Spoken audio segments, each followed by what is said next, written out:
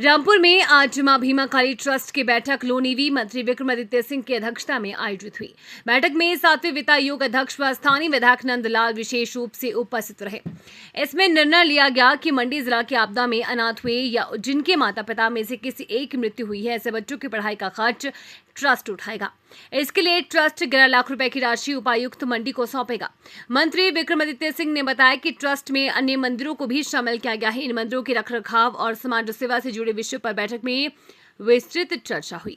उन्होंने जानकारी दी कि पूर्व मुख्यमंत्री स्वर्गीय वीरभद्र सिंह के नाम पर रामपुर में आरती घाट का सौंदर्यीकरण किया जा रहा है। नगरवासियों को एक घाट की सुविधा मिलेगी। उन्होंने घाट निर्माण में सहयोग के लिए SJVN और शहरी विकास मंत्रालय का आभार जताया।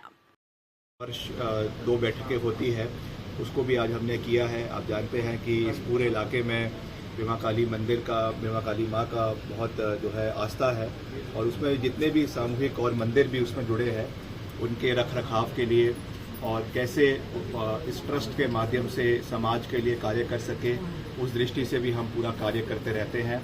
आज सबसे पहले तो भीमा काली ट्रस्ट ने ये फैसला लिया है मिलकर कि जो हमारे मंडी में त्रासदी ग्रस्त इलाके हैं, वहाँ पे जो ऐसे बच्चे हैं जो अनाथ हो गए हैं या जिनका एक माता या पिता इस दुखद जो आपदा है उसमें उनकी जान चली गई, उनकी शिक्षा का खर्चा उठाने के लिए 11 लाख रुपए का योगदान जो है वो भीमा काली ट्रस्ट की ओर से DC मंडी को दिया जाएगा। उनका पूरा सहयोग करना ये हम सब का दायित्व बनता है और उसके साथ साथ जो और भी यहाँ पे मंदिरों के रखरखाव की बात है, एक जो है सतलुज नदी के ऊपर स्वर्गीय वीरभद्र सिंह जी के नाम पे जो घाट रखा गया है, उसका जो है सौंदर्यीकरण का भी कार्य चल रहा है। उसमें SJVNL ने भी सहयोग किया है, मैं उनका भी धन्यवाद करना चाहता हूँ।